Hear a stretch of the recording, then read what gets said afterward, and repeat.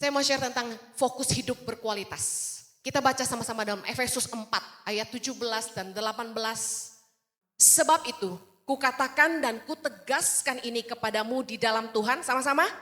Jangan hidup lagi sama seperti orang-orang yang tidak mengenal Allah dengan pikirannya yang sia-sia dan pengertiannya yang gelap, jauh dari hidup persekutuan dengan Allah karena kebodohan yang ada di dalam mereka dan karena kedegilan hati mereka.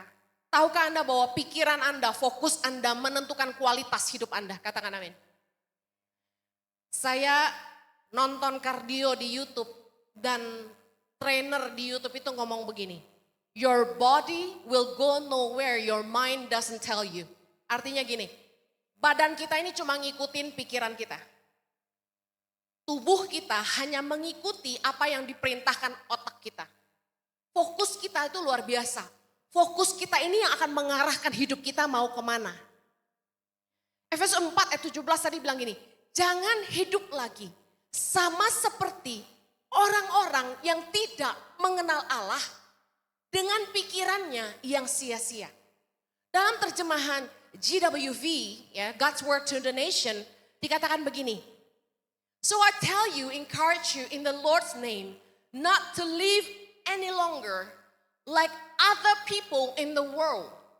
Their minds are set on worthless things. Pikiran mereka terfokus kepada perkara-perkara yang tidak berarti. Jangan lagi hidup seperti orang-orang dunia yang fokusnya itu hal-hal yang sia-sia. Kalau pikiran kita, fokus kita itu kepada hal-hal yang meaningless, worthless, hal-hal yang gak berarti, hal-hal yang sia-sia, yang tidak bernilai, maka hidup kita akan menjadi sia-sia juga. Yang penting katakan amin. Hal-hal yang sia-sia itu adalah hal-hal yang gak punya arti, meaningless. Hal-hal yang gak punya nilai, worthless. Hal-hal yang gak punya tujuan sama sekali, no purpose. Makanya saya bilang sama anak-anak muda, jangan pernah bangun apapun yang tidak ada ujungnya. Kalau Anda mau hidupmu berubah, fokusmu harus berubah. Saya ingin ngajarin Anda bagaimana mengganti fokus Anda. Kadang-kadang kita fokusnya tuh salah, tapi kita nggak tahu gimana cara mengalihkan atau mengganti fokus kita.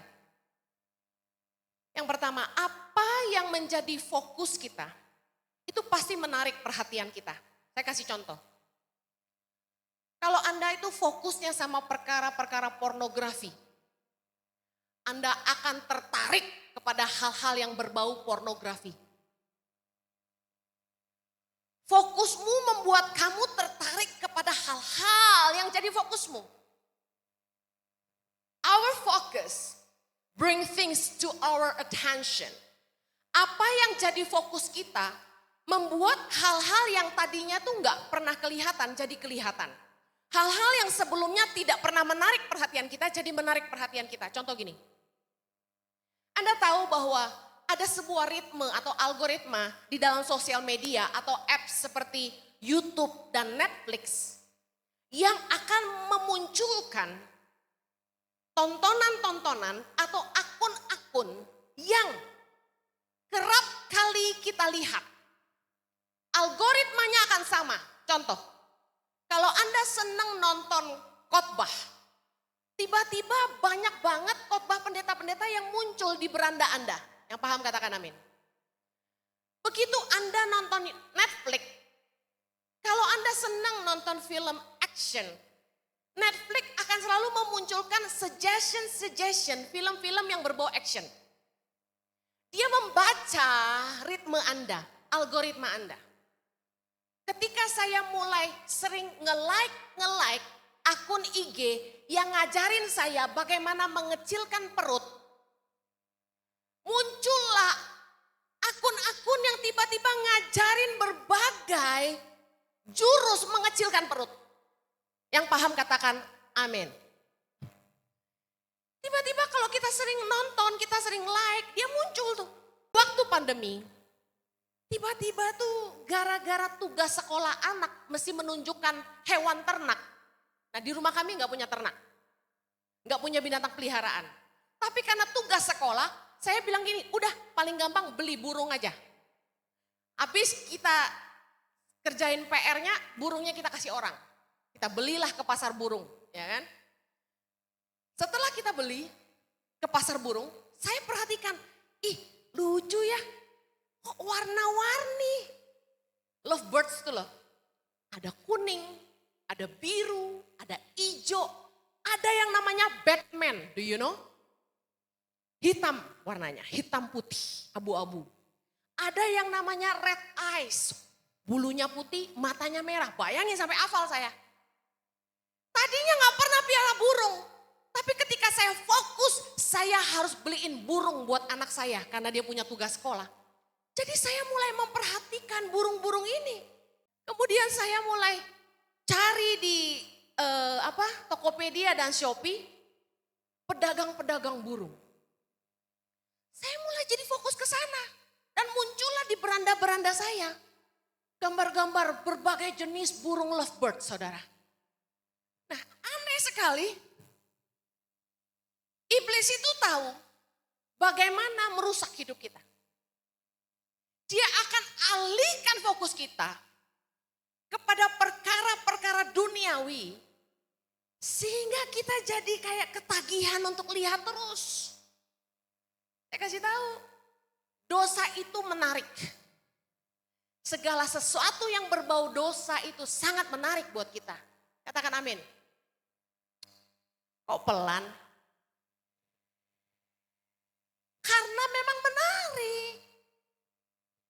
Iblis tahu apa yang menarik kamu supaya kamu jatuh.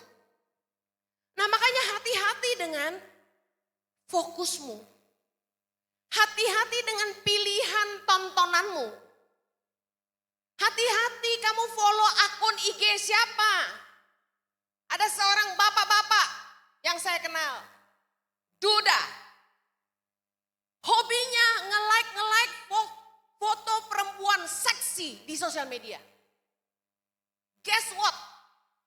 Tiba-tiba, apa itu istilahnya di Instagram tuh loh yang kalau tiba-tiba muncul akun-akun IG-nya orang, dia sering nonton apa dan karena kita follow dia jadi muncul juga di beranda itu.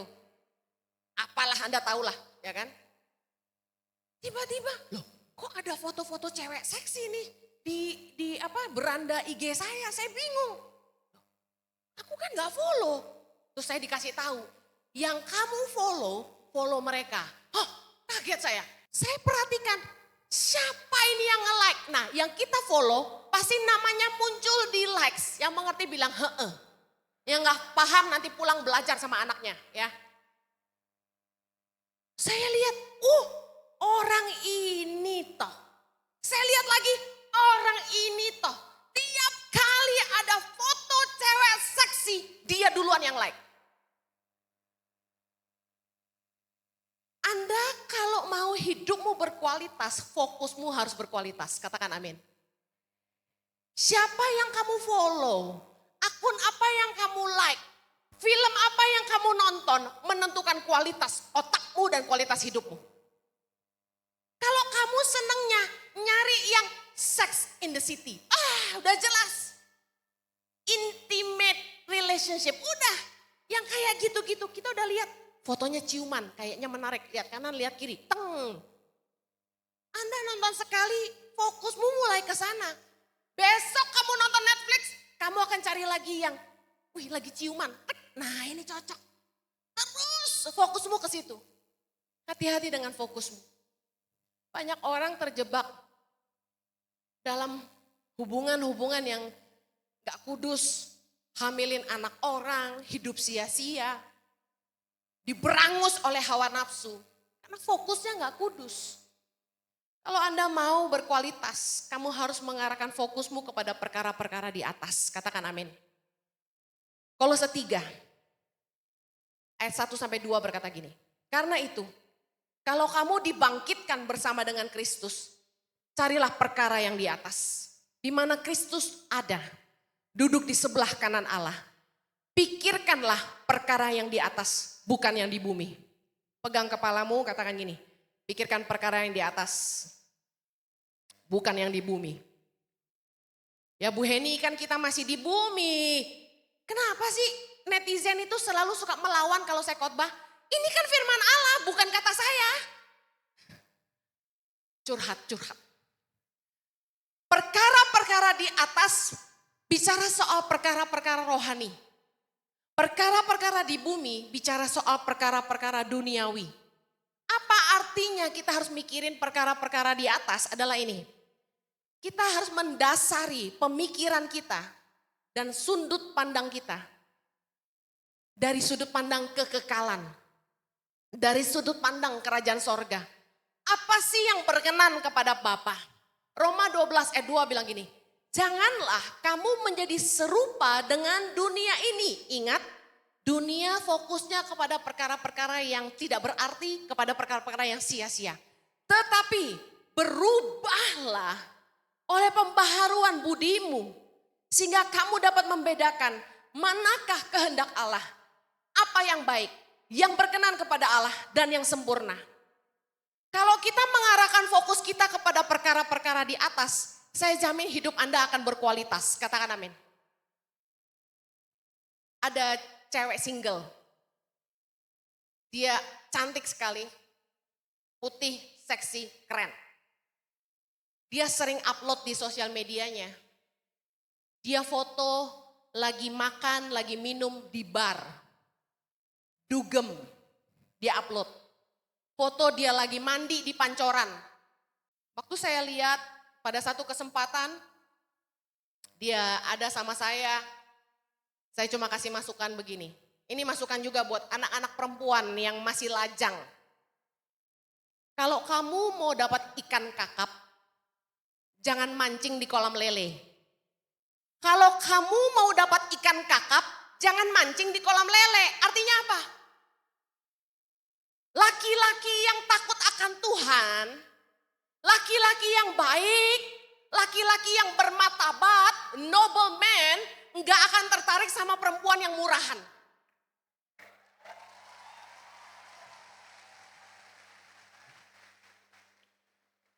Kalau kamu mau dapat suami yang kaya, berintelek, cerdas, dari keluarga terpandang, orang baik-baik, berlakulah yang baik. Amin. Kamu gak perlu jual tubuhmu untuk dapat cinta laki-laki itu. Malah saya bilang gini, segala sesuatu yang bernilai itu sulit dilihat dalamnya. Iya dong. You must pay to see. Orang itu mau beli handphone, iPhone, harus bayar baru dibuka. Benar gak? Tapi Anda kan gak mau jadi perempuan bayaran kan? Anda ngerti kan maksud saya? Don't be so cheap. Mari fokus kepada perkara-perkara sorga supaya hidupmu jadi berharga. Dengar, pengorbanan Kristus buat kita membuktikan kasih Allah bagi kita.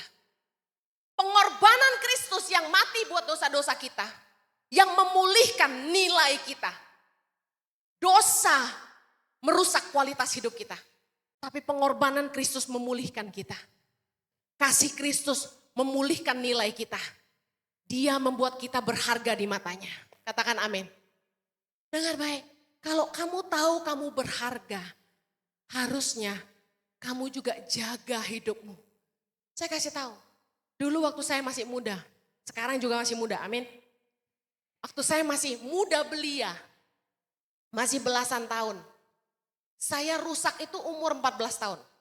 Saya hidup sia-sia. Dengan alasan, saya lahir di keluarga broken home. Kurang kasih sayang orang tua.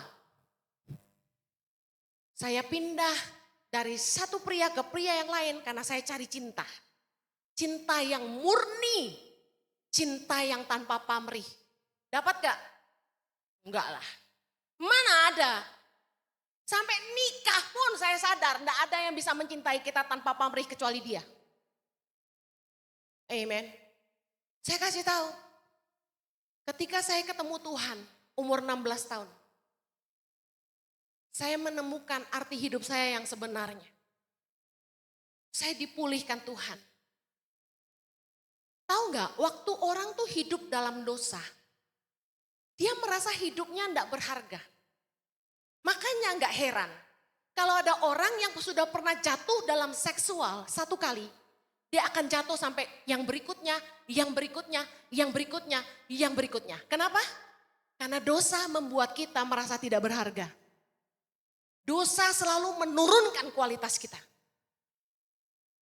Waktu saya dipulihkan sama Tuhan, dan saya sadar saya dikasihi Tuhan, dan saya sadar bahwa hidup saya berharga buat Tuhan. Dan saya mulai fokus mencari Tuhan sungguh-sungguh. Lihat hidup saya hari ini. Lihat bagaimana Tuhan mengubahkan saya. Dari seorang anak perempuan yang kurang kasih sayang dan hidupnya hancur-hancuran.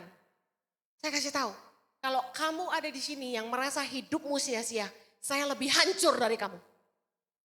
Saya ini dulu perempuan yang gak punya harga diri. Tapi lihat bagaimana Tuhan bisa mengubah hidup saya hari ini. Fokus kita kepada perkara-perkara sorga membuat hidup kita jadi berharga. Anda tahu, dicintai Tuhan tanpa kita perlu melakukan apa-apa. Dia mengasihi kita ketika kita masih berdosa, kata firman Tuhan. Itu membuat sebuah nilai yang wow. He loved me just the way I am. Dia mengasihi aku sebagaimana adanya aku. Manusia mencintai kita karena sesuatu. Betul nggak? Nggak cantik nggak dicintai. Body nggak bagus nggak dicintai. Nggak kaya nggak dicintai. Makanya orang itu selalu cari penerimaan dengan jadi kaya dan berusaha cantik. Tapi Tuhan mengasihi kita ketika kita masih berdosa. Kalau kamu mau hidupmu berkualitas, mari fokus kepada perkara-perkara di atas.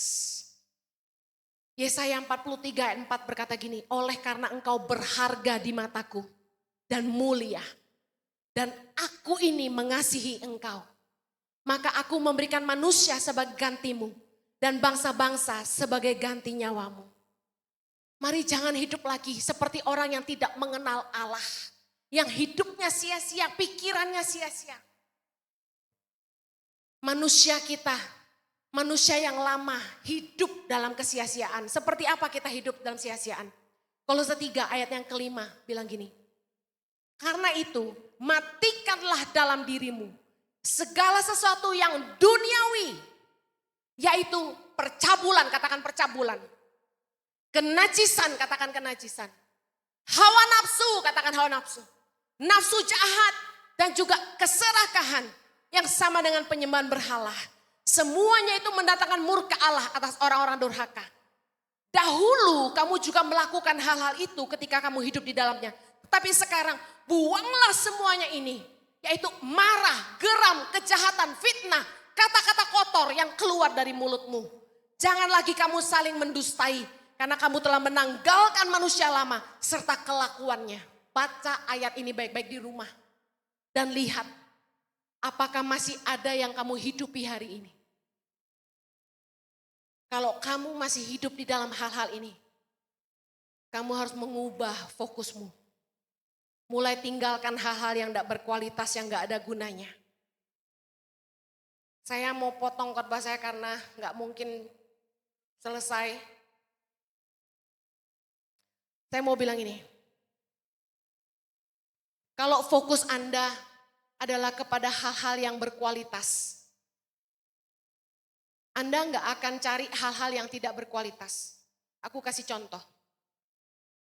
Kalau fokusmu tuh adalah perkara-perkara yang berkualitas, kamu nggak akan tertarik sama perkara-perkara yang nggak berkualitas. Saya kasih contoh. Dulu saya suka banget belanja baju yang 100.000 dapat 3. Yang paham katakan, kita sama gitu ya. Siapa di sini yang suka yang murah-murah, angkat tangan. Dulu saya paling suka beli baju 100.000 dapat 3. Apa yang terjadi?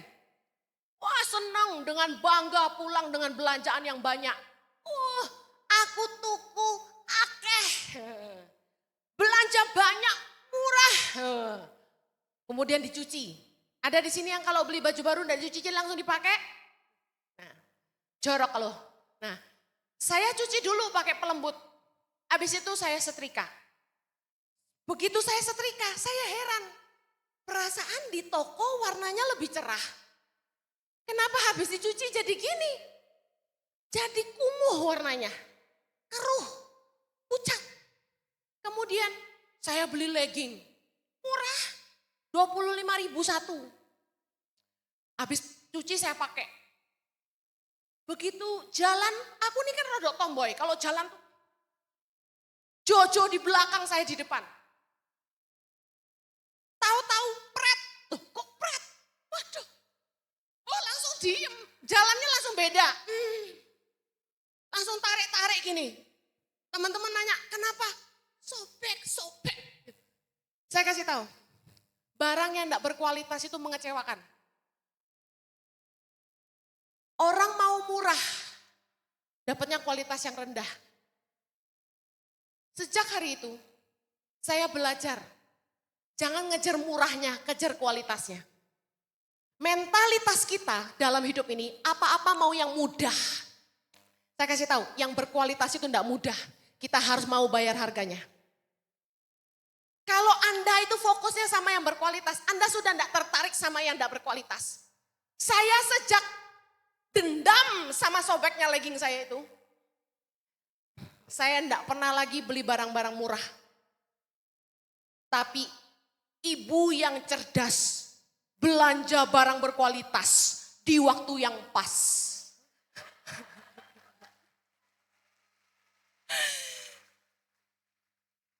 Saya itu kan gak branded minded toh ya, Anda tahulah. Tapi saya ngerti, ini kenapa sih yang bermerek di mall-mall itu mahal, kok larang? Masuk saya ke toko itu, yang biasanya gak pernah saya masuki, karena gemerlapnya gitu kan, takut duitku kurang. Tapi saya masuk suatu hari, karena ada tulisan saleh. Masuk saya pegang, dalam hatiku gini, ngene kok larang, tuku nek ento akeh, tak pegang sama saya.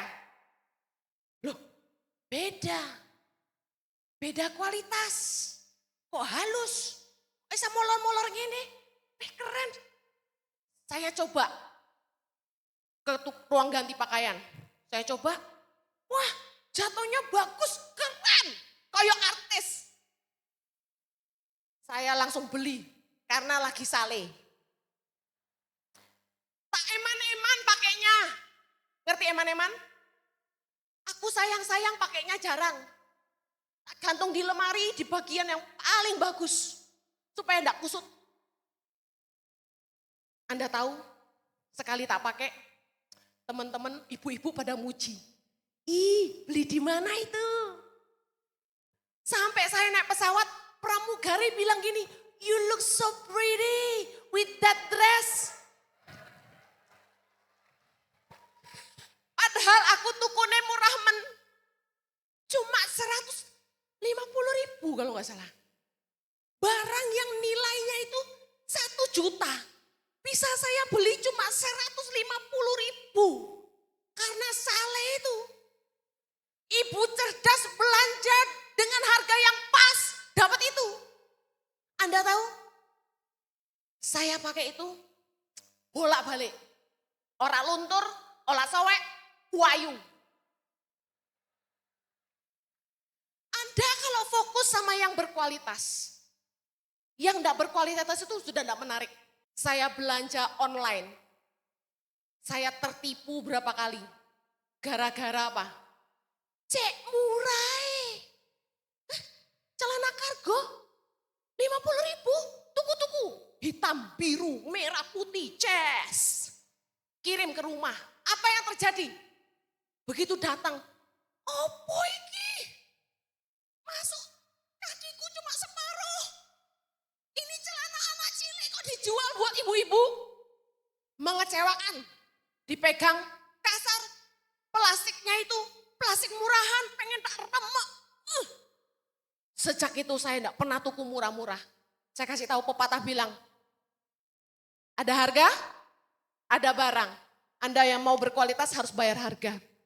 Waktuku selesai, saya cuma mau bilang gini, kalau Anda mau hidupmu berkualitas, Anda harus bayar harga.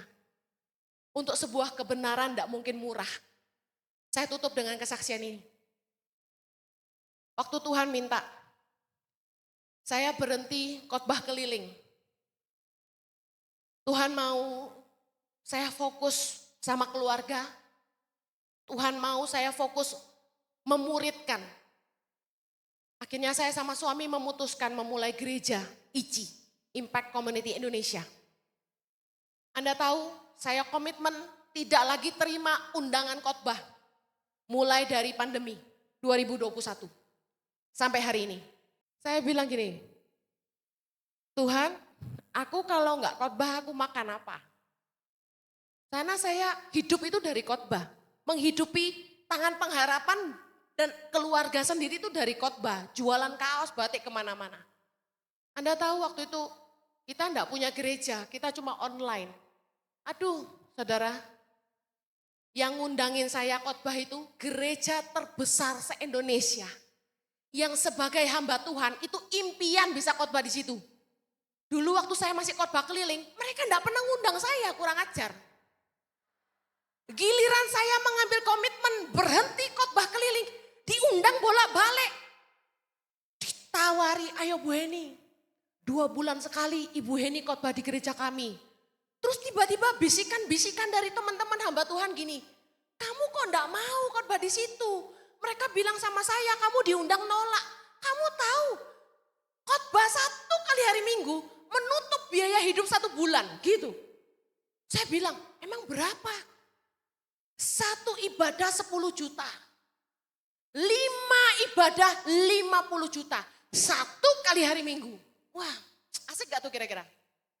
Mau jadi pengkhotbah? Tobat kamu. Cari duit. Saya bilang enggak, komitmen tetap komitmen. Saya enggak khotbah. Maaf Pak, gubernur kirim utusan. Bu Heni diminta gubernur khotbah, gak bisa. Kementerian kirim orang, Bu Heni diundang khotbah, gak bisa. Bayangkan semua level, ada orang kaya. Suruh temannya telepon saya. Bu Heni diundang khotbah ke rumahnya konglomerat. Dijelasin konglomerat ini yang punya mall terbesar di Jakarta. Disuruh khotbah di rumahnya. Itu PK-nya berapa dalam hati saya? Tapi saya tetap bilang gak bisa. Ada yang paling luar biasa. Saya tidak perlu khotbah lama-lama. Saya cukup terbang, ketemu keluarga ini, cuma cas, cis, cus, mereka kasih saya 25 juta sampai 35 juta. Cuma cas, cis, cus, enggak khotbah. Tiap kali saya disuruh datang, saya cuma cas, cis, cus 25 juta, 35 juta. Tapi sejak saya ngambil keputusan, aku enggak khotbah keliling lagi. Anda tahu itu harga yang sangat mahal untuk dibayar. Saya ngambil komitmen, aku mau fokus sama perkara sorga. Perkara sorga itu apa? Apa yang jadi kehendak Allah dalam hidup kita. Itu jauh lebih berkualitas, itu jauh lebih penting dari segalanya. Bukan harta, amen. Buat apa kamu kaya kalau kamu tidak hidup dalam kebenaran. Jangan kaya dalam keserakahan. Lebih baik sederhana dalam kebenaran. Yang mau katakan amin.